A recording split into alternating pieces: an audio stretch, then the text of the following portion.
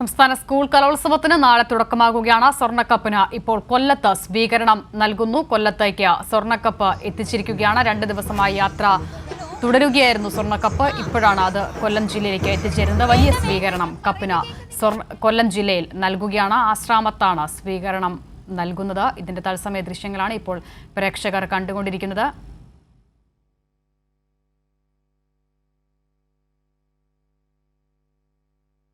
കൗമാര കലോത്സവത്തിന് നാളെ കൊല്ലത്ത് തുടക്കമാകുമ്പോൾ ഏറ്റവും പ്രധാനപ്പെട്ട കലോത്സവത്തിന്റെ തന്നെ ആകർഷണമായ സ്വർണ്ണക്കപ്പ് അത് ഇപ്പോൾ കൊല്ലത്തേക്ക് എത്തുകയാണ്. വിവരങ്ങൾ നൽകാൻ കാവ്യ ചേരുന്നു കൊല്ലത്തു നിന്നും. കാവ്യ, ആവേശത്തോടു കൂടി തന്നെ കാത്തിരുന്ന ഒരു നിമിഷമാണ്. കലോത്സവത്തിന്റെ ഏറ്റവും പ്രധാന ആകർഷണങ്ങളിലൊന്ന് അതിപ്പോൾ കൊല്ലം ജില്ലയിലേക്ക് എത്തിയിരിക്കുന്നു. കലോത്സവ നഗരിയിലേക്ക് എത്തുന്നു. എങ്ങനെയാണ് കാഴ്ചകൾ, വിവരങ്ങൾ?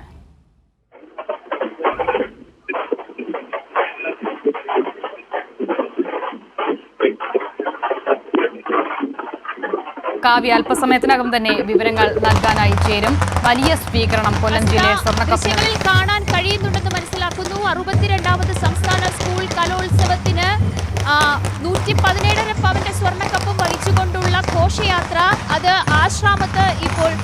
ആശ്രാമത്തേക്കുള്ള യാത്ര അത് ചിന്നക്കടയിൽ ഇപ്പോൾ ഔദ്യോഗികമായി സ്വീകരിക്കുന്ന കാഴ്ചയാണ്. നേരത്തെ ജില്ലാ അതിർത്തിയായ കുളക്കടയിൽ ലഭിച്ചതിനേക്കാളും വളരെയധികം ആവേശകരമായ സ്വീകരണം ഇപ്പോൾ മന്ത്രിമാരുടെ നേതൃത്വത്തിൽ മന്ത്രി വി ശിവൻകുട്ടിയുണ്ട്, ജില്ലയിലെ മന്ത്രിമാരായ KN Balagopal, J Chinchu Rani അടക്കമുള്ളവരുണ്ട്, M Mukesh MLA ഉണ്ട്, കൊല്ലം മേയർ പ്രസന്ന ഏണസ്റ്റ് അടക്കമുള്ളവരുടെ നേതൃത്വത്തിൽ വിവിധ സംഘാടക സമിതി ചെയർമാൻമാരുടെ നേതൃത്വത്തിൽ ഇപ്പോൾ സ്വീകരിക്കുന്ന വളരെ ആവേശകരമായ കാഴ്ചകളാണ് ഇപ്പോൾ കണ്ടുകൊണ്ടിരിക്കുന്നത്. ചിന്നക്കടയിൽ ലഭിക്കുന്ന ഈ ആവേശോജ്വലമായ സ്വീകരണം ഏതാനും നിമിഷങ്ങൾക്കുള്ളിൽ തന്നെ ഇതൊരു ഘോഷയാത്രയായി പ്രധാന വേദിയായ ആശ്രാമം മൈതാനത്തേക്ക് പോകും. അവിടെയായിരിക്കും സ്വർണ്ണക്കപ്പ് അല്പസമയം കാണികൾക്ക് കാണാനുള്ള അവസരമുണ്ടാകും. അതിനുശേഷം ജില്ലാ ട്രഷറിയിലേക്ക് മാറ്റുക എന്നതാണ് നിലവിലെ ഒരു തീരുമാനം എന്നത് വേണം മനസ്സിലാക്കാൻ. എന്തായാലും നമ്മൾ കാത്തിരുന്ന 62ാമത് സംസ്ഥാന സ്കൂൾ കലോത്സവത്തിന്റെ അരങ്ങ് ഉണർന്നിരിക്കുന്നു എന്ന് തന്നെ വേണം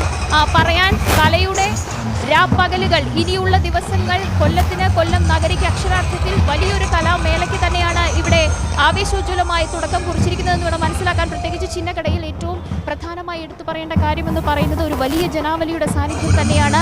ഓരോ പ്രധാന കേന്ദ്രങ്ങളിലും വിവിധ സ്കൂളുകളിൽ ലഭിച്ച സ്വീകരണത്തിനപ്പുറത്തേക്ക് ഒരു വലിയ സ്വീകരണം ഇപ്പോൾ ചിന്നക്കടയിൽ ഇപ്പോൾ ഈ ഒരു ഘോഷയാത്രയ്ക്ക് ലഭിക്കുന്നുണ്ട്.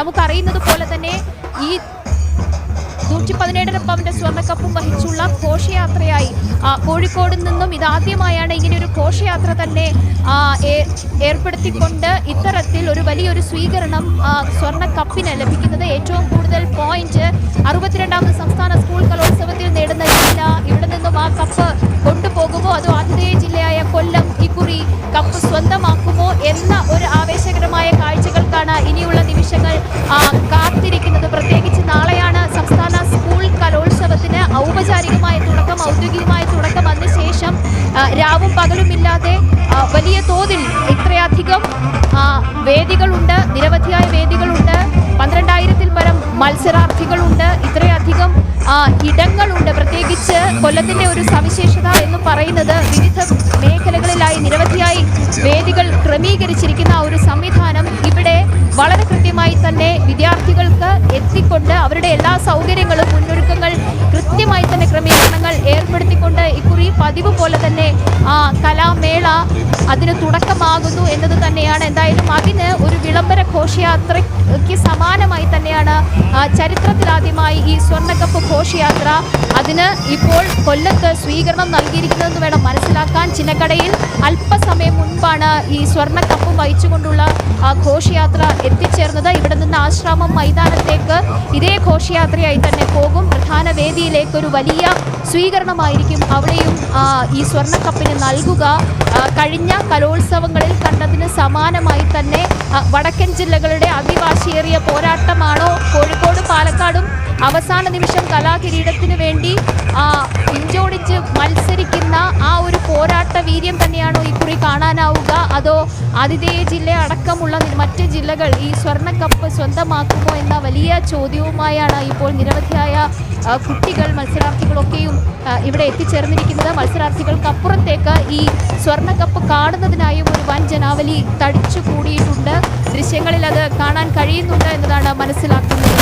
ശരി, കാവ്യ പറഞ്ഞതുപോലെ വലിയ ആവേശം അവിടെ നമുക്ക് പ്രകടമായി കാണാൻ സാധിക്കുകയാണ്. നിരവധി ആളുകൾ സ്വർണ്ണക്കപ്പ് കാണാനായി തടിച്ചുകൂടിയിരിക്കുന്നു. അത് ഫോട്ടോ എടുക്കുന്നതൊക്കെയും നമുക്ക് ദൃശ്യങ്ങളിൽ കാണാം. കോഴിക്കോട് നിന്നും യാത്ര ആരംഭിച്ച സ്വർണ്ണക്കപ്പാണ് ഇപ്പോൾ കൊല്ലം ജില്ലയിൽ എത്തിച്ചേർന്നിരിക്കുന്നത്. നാളെ കലോത്സവത്തിന് ഔപചാരികമായി തുടക്കമാകുമ്പോൾ അതിൻ്റെ ഏറ്റവും സവിശേഷമായ ഏറ്റവും പ്രധാനപ്പെട്ട ആകർഷണ ഘടകമായി ഈ സ്വർണ്ണക്കപ്പ് മാറുക കൂടി ചെയ്യുന്നുണ്ട്.